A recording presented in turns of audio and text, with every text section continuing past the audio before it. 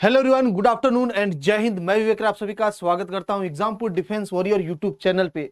आप सभी लोग बढ़िया होंगे, उम्मीद करता हूं। आप लोगों के लिए बहुत ही एक जबरदस्त सा मोटिवेशन सा और सीख लेने वाला और एक जानकारी रखने वाले, एक देशभक्ति होने के नाते और एक हिंदुस्तान का नागरिक होने के नाते जानने वाली एक कहानी लेकर आया हूं, जिसका नाम है, आज के टॉपिक का नाम है आपका ऑपरेशन सफेद सागर। जितने भी एयरफोर्स के एस्पिरेंट हैं, जितने भी नेवी एनडीए के हैं, आप सभी के लिए बहुत ही जबरदस्त ये इवेंट होने वाला, बहुत ही जबरदस्त कहानी सुनाने वाला हूं मैं, जो कि कारगिल का एक छोटा सा हिस्सा था, लेकिन कारगिल को हिट बनाने में और कारगिल को कहीं ना कहीं सक्सेसफुल बनाने में सफेद सागर, ऑपरेशन सफेद सागर का बहुत बड़ा रोल था।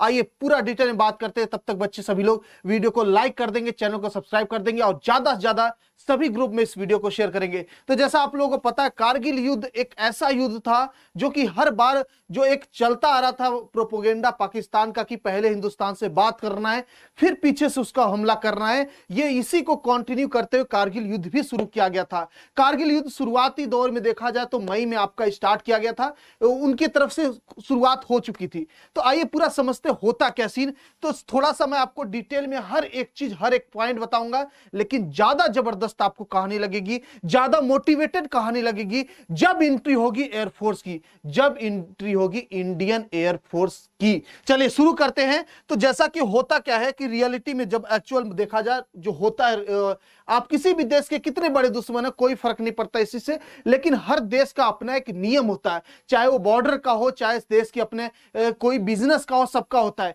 इंडिया चाइना का ले सकते, इंडिया पाकिस्तान का। तो एक नियम था कह दीजिए, या आपस में सहमति थी कि जब कभी भी बहुत ज्यादा ठंड या बहुत ही ज्यादा ओवर गर्मी पड़ने लगेगी तो हम सभी लोग अपने बॉर्डर से अपने आर्मी को पीछे लेते जाएंगे। ये कहीं ना कहीं नॉर्मल चलता है, हर देश में चलता है, यहां भी चलता आ रहा था, क्योंकि कोई मतलब नहीं आप भी पैसे उसमें बर्बाद करो, आपके सैनिक ऐसे ही शहीद हो बिना किसी लड़ाई के, बिना किसी युद्ध के, तो ये खराब चीज है। तो सभी दोनों देश इससे सहमत थे, इंडिया पाकिस्तान, तो कहीं ना कहीं सभी सहमत थे, अपने अपने आर्मी को पीछे ले जाते थे। वही स्टार्ट हुआ, मई में शुरू हुआ। मई में ठंडी बहुत तेज पड़ने लगी। आपको पता है कारगिल के उधर पूरा बहुत ही ज्यादा ठंड इलाका सियाचिन वगैरह से लगा हुआ है। पाकिस्तान चाइना थोड़ा एलओसी पे, थोड़ा एलएसी पे है, बॉर्डर अपना शेयर करता है इंडिया। तो बहुत ही ज्यादा ठंड पड़ने लगी, हद से ज्यादा। तो आप देख सकते हैं लाइन ऑफ कंट्रोल आपका यहां पे, यहां लाइन ऑफ कंट्रोल है, यहां से शिफ्ट होके आर्मी अपनी, और वैसे ही पाकिस्तान की आर्मी शिफ्ट होके अपना पीछे जाने लगती है, ताकि कैजुअलिटी कम हो। किसकी वजह से? नेचर की वजह से। तो कहीं ना कहीं आर्मी पीछे आने लगी कि चलो ठंडी का मौसम आ गया, और दोनों ने सहमति जमाई और जताई, और सभी लोग पीछे पीछे आने लगे, सभी लोग पीछे आ गए अपने फील्ड में। अब पता ये चलता है, कुछ दिन के बाद पता ये चलता है, एक चरवाहा आता है, अपडेट देता है बेटा कि सर वहां पे कुछ आदमियों को देखा गया है पाकिस्तान पोस्ट की तरफ से। तो बहुत आश्चर्य की बात होती, फिर लगता नहीं टेररिज्म होगा, क्योंकि टेररिज्म वहां पे बहुत ज्यादा एक्टिव था, पहले भी था, और उसी को मानते हुए कहीं ना कहीं इंडिया ने सीरियस नहीं लिया और कहे कि ठीक है कोई बात नहीं, टेररिज्म का ग्रुप होगा, उसको हम लोग बाद में हैंडल कर लेंगे, या फिर नेचर खुद ही उनको डैमेज कर देगा, बहुत ज्यादा ठंड है, इतना नहीं सह सकते, क्योंकि टेररिस्ट के पास इतना ज्यादा सुविधा कैसे आ सकती, नहीं आ सकती। तो कहीं ना कहीं एक रिलैक्स मोड में थोड़ी देर के लिए, कह दीजिए कुछ दिन के लिए हम सभी थे। और हुआ क्या, यहां से जितना एलओसी से पीछे कारगिल तक, इवन टाइगर हिल तक उनकी पूरी सेना आ गई, और जो सबसे ऊंची वाली चोटी थी, वहां आके बैठ गई, सबसे ऊंची वाली।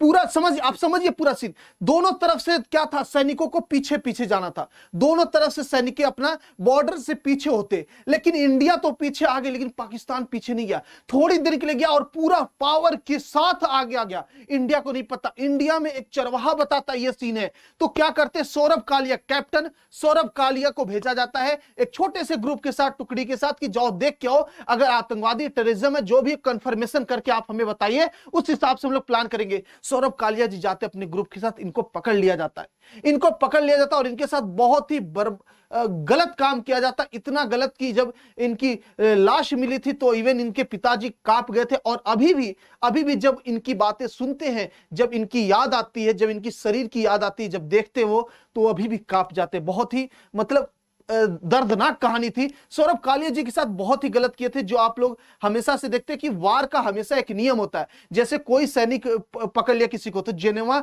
एक साइन हुआ था पेपर जिसमें यह कहा गया था कि कभी भी युद्ध होगा, युद्ध में पकड़े गए सैनिकों को छोड़ना होगा आपको। तो इन्होंने क्या किया, कालिया साहब को पकड़ लिया, कैप्टन कालिया जी को, और इनके साथ बहुत गलत किया। इनको इवन नाखून निकाल दिया, पूरा आंख में मतलब स्क्रू ड्राइवर, कान में रॉड डाल देना, इवन इनका प्राइवेट पार्ट काट देना, मतलब बहुत ही ज्यादा बर्बरता के साथ इनके साथ बिहेवियर हुआ। इसके बाद क्या हुआ, अब ये सब पूरा कैप्चर कर चुके हैं, ये यहां से हम खाली होके आ चुके थे, अब ये गए यहां पे पता करने, तो इनके साथ ये हुआ, इनके पूरे ग्रुप के साथ बहुत ही गलत काम हुआ। फिर जैसे तैसे इनकी लाश वापस आती है, लोगों को लगता है आतंकवादी होंगे, जब लाश वापस आती देखते इतनी बुरी हालत, इतनी बुरी हालत। उसके बाद इंडियन आर्मी के अंदर इतना गुस्सा सा, एक आक्रोश सा चमक जाता है कि ऐसे कैसे कर सकता है कोई। हर एक युद्ध का एक नियम होता है, मान लेते आतंकवादी भी हैं, लेकिन इतनी बर्बरता कभी नहीं करनी चाहिए किसी के शरीर के साथ, चाहे कोई भी हो। इतनी बर्बरता बर्दाश्त नहीं हुई, पूरी आर्मी आग बबूला हो गई। लेकिन दिक्कत इस बात की थी, हम करें तो करें क्या, यहां से इतने ऊंचे कैसे चढ़े। अब यहां पे उनके सैनिक बैठे हुए, इस चोटी पे उनके सैनिक बैठे हुए, जहां से एकदम सीधे सीधे दिख रहे हैं नीचे आदमी है, सीधे सीधे दिख रहे हैं, लेकिन हमें नहीं दिख रहे क्योंकि वो बहुत ऊंचाई पे है, हम क्लियर व्यू नहीं ले पा रहे। उन्होंने बहुत क्लियर व्यू ले रहे, वो मेन पॉइंट ही कैप्चर कर लिए। मेन पॉइंट जो पूरा कश्मीर, जो पूरा पीओके को लीड कर सकता है, जो कंट्रोल कर सकता है डिफेंस के पॉइंट ऑफ व्यू से, उस पे बैठ गए। हमारे लिए बहुत मुश्किल घड़ी थी, हमने बहुत कोशिश की। आर्मी जैसे ही आगे बढ़ रही, तुरंत वो पीछे से ऊपर से फायरिंग करी, और इतनी आर्टिलरी, इतनी बंदूक, इतने हथियार, इतने इनके पास वेपन, ऐसा कैसे पॉसिबल है। एक टेररिस्ट ग्रुप के पास इतने हथियार कैसे आ सकते हैं। उतना ज्यादा कनेक्शन भी नहीं होता था उस वक्त। तो कहीं ना कहीं इंडियन आर्मी ने कंफर्मेशन दिया कि भैया ये क्या है, ये पाकिस्तानी आर्मी की चाल है, और वहां पे बैठे ये सभी जो हैं, ये क्या है, आतंकवादी नहीं, पाकिस्तानी सोल्जर्स हैं।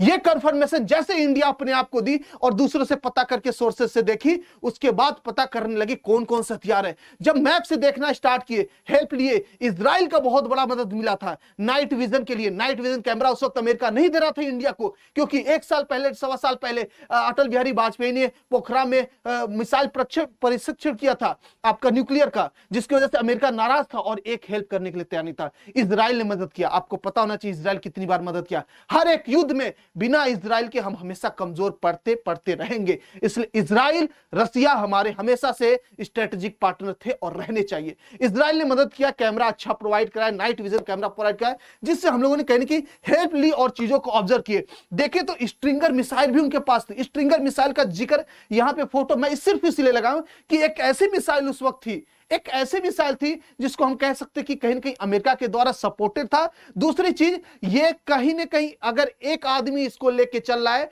तो कोई भी फाइटर जेट आएगा उस वक्त गिराया जा सकता था। अब तो बहुत सारी एडवांस चीजें आ गई, लेकिन उस वक्त के हिसाब से देखा जाए तो स्ट्रिंगर मिसाइल इंडियन एयरफोर्स को बहुत ज्यादा डैमेज दी। इसलिए इसके बारे में जरूर देखना चाहिए आपको। स्ट्रिंगर मिसाइल कोई भी ले जा सकता है और कोई भी फायरिंग कर सकता है। स्ट्रिंगर मिसाइल मतलब बहुत बड़े मात्रा में हथियार बारूद मौजूद है वहां पे।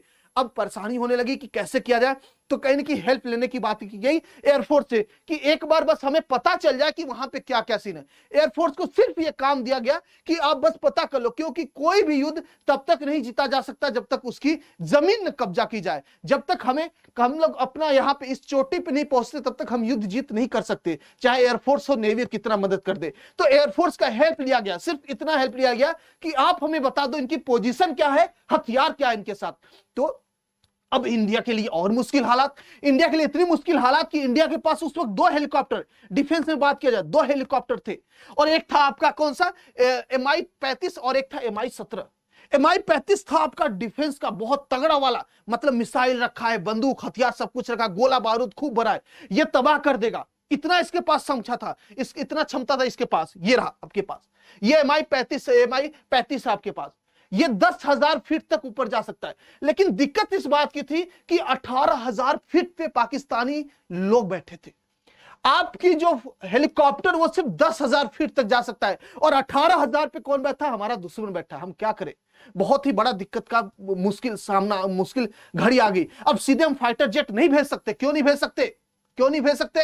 क्योंकि उधर से पाकिस्तानी आर्मी एक्टिव हो जाती, पाकिस्तानी एयरफोर्स।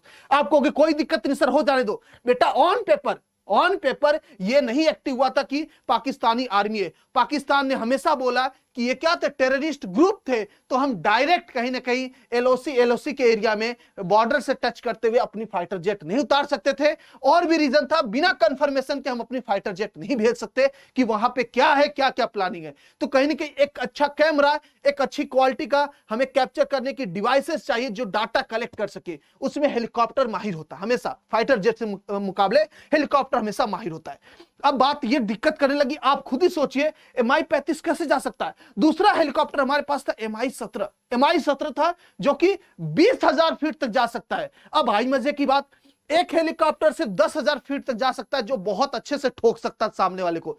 उनके बैठे 18,000 फीट पे दूसरा हेलीकॉप्टर जो 20,000 जा सकता है, लेकिन जो 20,000 फुट जा सकता है ऊपर, जिसकी मैं MI-17 की बात कर रहा बेटा, इसके पास वीपन नहीं थे। ये सिर्फ और सिर्फ नॉर्मल था, पेट्रोलिंग टाइप का कह दिया, इधर से उधर ट्रांसफर करने के काम आता था, ऐसा हेलीकॉप्टर था। और बिना विपन का हेलीकॉप्टर जाना, जबकि हमें पता है कि वहां बैठे हुए दुश्मन की रिस्क से खाली नहीं था। तो क्या किया जाए, उस वक्त इंडियन एयरफोर्स ने एक ऐसा एग्जाम्पल सेट किया जिसके बाद से विश्व में खौफ खाने लगे कि यार ये कुछ भी कर सकते हैं। उन्होंने क्या, MI-17 को MI-35 बनाया। इंडियन इंजीनियर जितने थे सबको उठाया गया, इसरो, DRDO सबको उठाया गया, बैठाया गया, मीटिंग करवाई गई कि भैया ये सीन है कि हमारा हेलीकॉप्टर यहीं तक जा सकता है, यहां तक नहीं, दूसरा हेलीकॉप्टर यहां तक जाएगा, लेकिन इसके पास विपन ही नहीं है। तो बैठाया गया मीटिंग और पूरे हेलीकॉप्टर को चेंज किया गया। MI-17 को MI-35 की तरह लोडेड बनाया गया, पूरी इंजीनियरिंग लगाई गई, दिमाग लगाया गया, और फिर हमारा हेलीकॉप्टर गया, उठा और उठ के जाए, पता किया भैया ये सीन है, इतने लोग हैं, पूरा बताया डिटेल। साथ ही साथ फिर अब कहीं ना कहीं सिर्फ इससे मदद नहीं मिल पा रही थी, जैसे कोई आदमी चढ़ने की कोशिश करे तुरंत वहां से फायरिंग हो रही है, पूरे हथियार गोला बारूद के साथ। अब इंडियन एयरफोर्स क्या करे, अब इसके लिए आर्मी के साथ और मजबूरी, फिर इंडियन एयरफोर्स से बात किया गया, उन्होंने बताया डाटा कलेक्ट कर दिए, और इसी बीच में इनका 1-2 हेलीकॉप्टर क्रैश भी हुआ, मार दिया गया स्ट्रिंगर मिसाइल के द्वारा। अब हमारे लिए बहुत मुश्किल घड़ी आ गई, हम करे तो करे क्या, क्योंकि पूरा एरिया कहीं ना कहीं इनके कंट्रोल में आ गया, और पूरी फौज आ गई भाई साहब, पूरी फौज आ गई है। 5,000, 4,500, 4,500 तो वही क्लेम करते हैं, इतने सैनिक मारे गए। आप सोचिए कितनी फौज रही होगी उनकी, पूरी फौज यहां पे इकट्ठा थी। अब हमारे लिए मुश्किल घड़ी आई, फिर एयरफोर्स ने कहीं ना कहीं दिमाग लगाया, चलिए हम मदद लेते हैं अब अपने फाइटर जेट का। तो फाइटर जेट की जब बारी आई, मदद लेने की बारी है कि थोड़ा सा कंट्रोल करो इनको, थोड़ा सा आप पीछे ढकेलो ताकि हम ऊपर चढ़े। तो यहां से भेजा गया, 2 ग्रुप गया आपका, एक अपने ग्रुप कैप्टन नचिकेता राव जी गए, और एक आप थे आहूजा साहब, ठीक है, अजय आहूजा साहब। अब हुआ क्या, जब आपके नचिकेता राव साहब थे ग्रुप कैप्टन, ये जा रहे थे आपके MiG-27 से जा रहे थे, तो इनका कहीं ना कहीं स्ट्रिंगर मिसाइल से इनको मार दिया गया। ये फाइटर प्लेट गिरने लगा। इसके बाद इन्होंने इजेक्शन यूज किया, यानी सीट इजेक्शन। जब फाइटर प्लेट गिरने लगता है फाइटर प्लेन, तो कहीं ना कहीं सीट इजेक्टर यूज करके पायलट अपनी जान बचाता है। इन्होंने जान बचा ली, लेकिन इनको पकड़ लिया गया, पाकिस्तान आर्मी ने इनको पकड़ लिया। अब ये परेशान हो गए अपने डॉक्टर अजय आहूजा साहब। जैसे ही नीचे गए नचिकेता राव जी, ये तुरंत अपने फाइटर जेट को, जो कि MiG-21 पे थे, नीचे ले गए देखने के लिए कि है कहां, इनके पोजीशन क्या है, ये सेफली उतरे कि नहीं। और तभी इनको फायरिंग किया गया, इनके MiG-21 गिर गया और वहीं पे इनके शहीद हो गए, ये आपके शहीद हो गए। ओके, इनको गोली मार दी गई, अजय आहूजा साहब को गोली मार दी गई, पकड़ के तुरंत इनको गोली मार दी गई और ये आपके पकड़े गए, ठीक है, नचिकेता राव जी। फिर बाद में 8 दिन बाद इनको छोड़ दिया गया, वही जेनेवा कन्वेंशन के हिसाब से। तो अब दिक्कत का सामना होने लगा, दिक्कत आने लगी, क्योंकि जितने फाइटर जेट आ रहे हैं वो मार रहे हैं। क्योंकि क्या होती है ना, कोई भी युद्ध होता है, अगर आप प्लानिंग की हो तो आप सक्सेसफुली इंप्लीमेंट कर लोगे, लेकिन आपके पास प्लानिंग नहीं तो कैसे करोगे। और उस वक्त की हम बात करें, जिस वक्त पाकिस्तान के ऊपर पूरा अमेरिका का साथ था, पूरा यूरोप का साथ था, चाइना साथ में है, पूरा मतलब आधा से ज्यादा विश्व पाकिस्तान के साथ है, और इंडिया अकेले मजबूरी में फंसा पड़ा है। इधर चाइना के साथ बॉर्डर है, इसके साथ डिस्प्यूट चल रहा है, इंडिया क्या करे। और कहने के अटल बिहारी वाजपेयी जी का विजिट था पाकिस्तान में, और विजिट करके आए थे तो हम सभी रिलैक्स मोड में थे कि हम सभी को अब आराम से नॉर्मल रहना, और अचानक से इतना बड़ा हमला हो जाए। और वो तो शुक्र मनाइए कि हमारे पास ऐसे वीर पायलट है जो अपने जान गंवाने से कभी नहीं पीछे हटते। ये शुक्र की बात है, ये प्राउड की बात है बेटा। वरना अगर एक दिन भी लेट होता हमारा प्लानिंग, अगर हम सोचते कि हम शहीद हो जाएंगे, हमारा फाइटर जेट चला जाएगा, हमारे पायलट चल जाएंगे, तो शायद हर एक दिन इनका जो सैनिक है वो आगे बढ़ते जा रहे थे। पूरे कश्मीर को कब्जा करने का इनका प्लान था। अब जैसे ये चीजें हुई, 8 दिन बाद इनको छोड़ा गया। उसके बाद जो हुआ वो पाकिस्तानी सेना क्या, पूरी विश्व की सेना याद रखेगी। टोटल 5 फाइटर जेट अपनी उतारी गई। पहले उतारी गई मिग 21S, जा भैया बम मार। उतारा गया जगुआर को, मिग 27, मिग 23। और जब इन लोगों से थोड़ा सा लगा कि नहीं अभी भी हम कमजोर पड़ रहे हैं, अभी भी हम कमजोर पड़े हल्का सा, फिर उतारा गया लास्ट में कौन, मिराज 2000, जितने इतना तहलका मचाया। ये डिजाल्ट, इसको डिसॉल्ट मिराज भी बोलते हैं 2000। इतना तहलका मचाया कि आज भी वहां की जो जमीन है ना वो गवाही देती है। मिराज 2000 आज भी आपके एयरफोर्स में काम करता, बहुत अच्छे से काम करता है, बहुत अपग्रेडेशन के साथ करता, बहुत ही जबरदस्त है। और उस दिन कारगिल युद्ध को कहीं ना कहीं आगे बढ़ाने में, जिताने में मिराज 2000 का बहुत बड़ा रोल था। और इतना खतरनाक साबित हुआ, बात जहाज के अंदर नहीं थी, बात थी इसके चलाने वालों में। क्योंकि पाकिस्तान के पास जो जहाज थी उसके मुकाबले हमारा कमजोर था, हमारा एयर डिफेंस कमजोर था बेटा, यह सच्चाई आपको पता होना चाहिए। नेवी भी हमारा कमजोर था उस वक्त, क्योंकि हमारे पास इंग्लैंड का दिया हुआ छोड़ा हुआ सब कुछ था। अभी तो हम संबंध बना रहे थे दूसरे देशों से, कहीं इजराइल से सहायता ले, कहीं रशिया से ले, कहीं जापान से ले, ये हमारी सहायता ले लेके चीजें चल रही थी। उस वक्त हमारी बुरी हालत थी, बहुत बुरी हालत थी। लेकिन कहीं ना कहीं हमारे जो पायलट थे, जो हमारे अंदर जो कहा जाता है ना हिंदुस्तानी, हमने दुनिया माने या ना माने मैथमेटिक्स हमने दिया, दुनिया माने ना माने हमने बायोलॉजी में सर्जरी करना सिखाया, हमने केमिस्ट्री में रिसर्च सिखाया, सब कुछ किया। लेकिन दुनिया माने चाहे ना माने, लेकिन जब भी जरूरत पड़ेगी तो वही दिमाग है। इस धरती पे, हिंदुस्तान की धरती पे पैदा हुआ हर एक इंसान हिंदुस्तानी है, और वैसा हिंदुस्तानी है जैसा पहले लोग थे, इसमें कोई दो राय नहीं है। तो बेटा कहीं ना कहीं हमने कमजोर थे, लेकिन फिर भी युद्ध लड़े, सिर्फ और सिर्फ अपने पायलट के बदौलत, अपने एयरफोर्स के बदौलत, और अपने जितने भी एयरफोर्स के सैनिक हैं उनके बदौलत उस वक्त के। और इस कारगिल युद्ध को आगे बढ़ाया, सक्सेसफुल बनाया इंडियन एयरफोर्स ने। बात यहां खत्म नहीं हुई, बात यहां खत्म नहीं। शुक्र ये मनाओ कि इनको रोक दिया गया, इनको रोक दिया गया। अगर इंडियन एयरफोर्स को उस दिन नहीं रोका गया होता, अगर इंडियन एयरफोर्स को उस दिन नहीं रोका गया था, तो आज लिख के ले लो ऑन पेपर, इस्लामाबाद कहीं ना कहीं पंजाब का हिस्सा बनाया रहता। कराची क्या रहता, कराची हमारी सब्जी मंडी होती है। लेकिन कहीं ना कहीं रोका गया, क्योंकि हम सभी लोग हमेशा इंसानियत पे बिलीव करते हैं। हिंदुस्तानी की एक कमजोरी है और वही उनकी स्ट्रेंथ है कि हम सभी इंसानियत पे भरोसा करते हैं।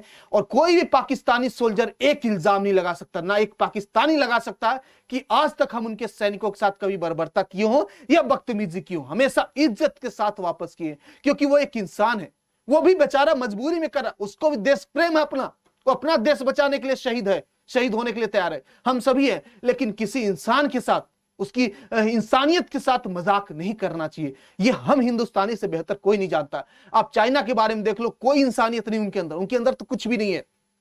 पाकिस्तान को देख लो, इंसानियत के नाम पे कोई एग्जाम्पल एक आज भी सेट है तो वो सिर्फ और सिर्फ इंडिया है। कोई भी इस देश में, कोई इस पूरे विश्व में कोई ऐसा मुल्क नहीं है जो इंसानियत का सही एग्जाम्पल सेट कर पाता हो हिंदुस्तान के मुकाबले।